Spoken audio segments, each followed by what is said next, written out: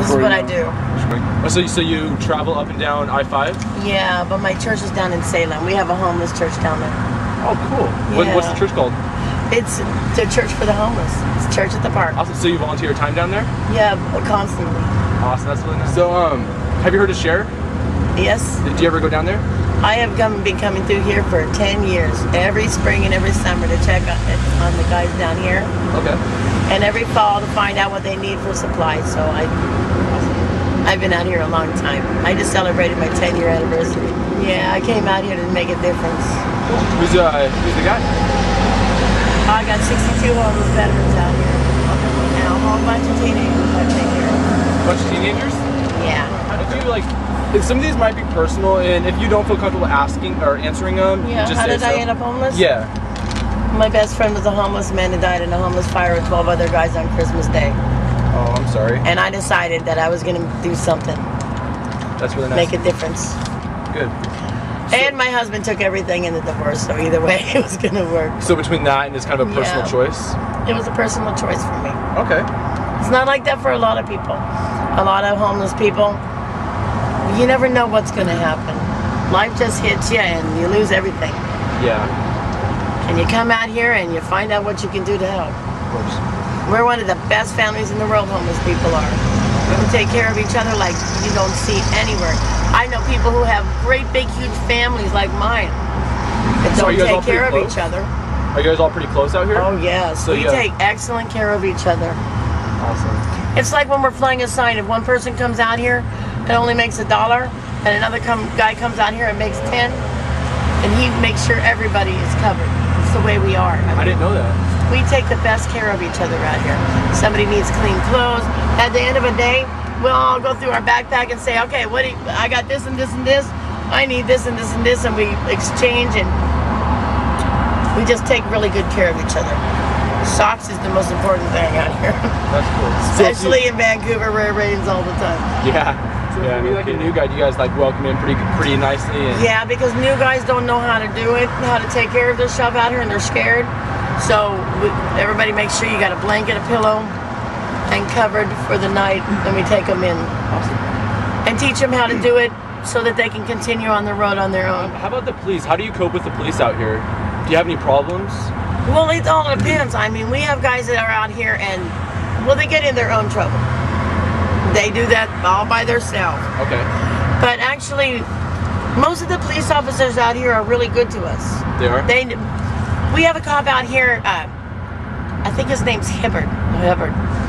Something like that. Either way, I've known him years, but I always get his name wrong. But when he showed up the other day when all of us were sitting up here on the hill, and it was my first day back in town, so everybody was up here visiting me.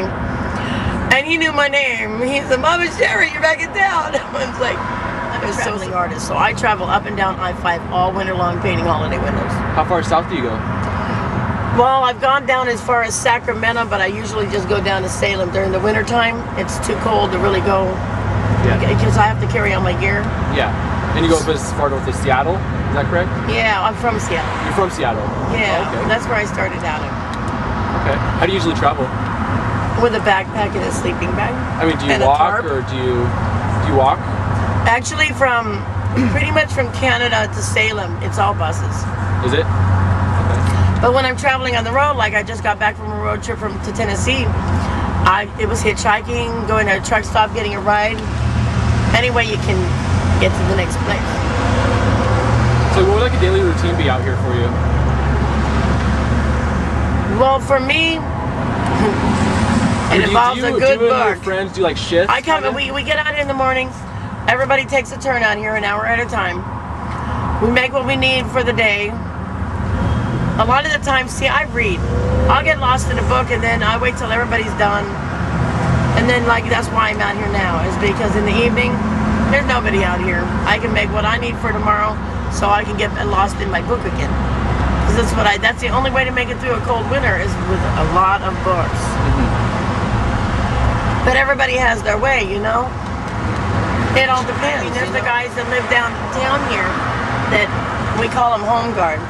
They live here in Vancouver. I mean, there's the travelers like me, and then there's the home guard. You know what I mean? Yeah. And Home guard are the guys that actually live here. Their routine is a lot different from ours. Me, I do whatever the day takes me. I get up in the morning, I say, good morning, God. What are we doing today? But basically, it's get out to the corner, make what you need, and get started on your day. Usually involves tobacco. Yeah. Although we do have some non-smokers, but it's most of the guys, you know. That makes it easier. Well, not really, because you still, you got to figure you got to cover your food, you got to cover your batteries, propane for heat at night. I mean, face it, this is the Columbia River. On either side of the Columbia River, it is colder here than it is anywhere in Seattle, up to Seattle, or anywhere down to Salem. It is colder here in Vancouver because you constantly have that wind coming through.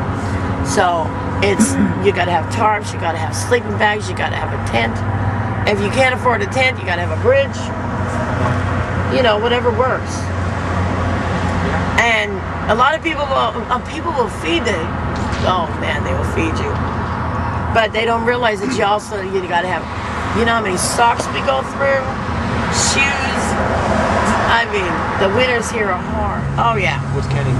Well, over in Oregon, you can turn in cans instead of flying a sign. So there's a lot of guys who will spend all day out here going all over town just getting cans, and then they have to carry them over that bridge. Have you ever walked over that bridge? Yes, I have. Oh, God, it's windy. It's not just windy, it's just a long walk. Yeah. It's like climbing a mountain, man. But these guys do it every single day. Everybody, we have people that do everything they can out here. I know a friend up the road that, up in Hazeldale, he flies a sign with his artwork and shows his artwork and offers to trade pictures of his art for any donations. Oh yeah, I've seen that guy today. He's nice. You seen him? Yeah, I passed him by. His name's Is Jared. artwork good? I haven't seen much of it, but I got his artwork in here. Oh, I do you? know. Well, because I'm an artist, and I told him I was going to show some people, some real people. Is that like what you wanted to do, like when you were younger? I've been painting windows for holidays for 25 years. So that's kind of like your passion. Yeah, painting, that's why I've always done artwork. I was in catering for 10 years, but I have a disc disease, and when your back gives out, A what? you can't. I have a degenerative disc disease. Oh, okay. And a herniated disc in my back, so I can't walk very good anymore. But that's why I can't cater anymore. But now I paint windows during the winter time, but during the summer there's no work, there's no holidays. You know what I mean?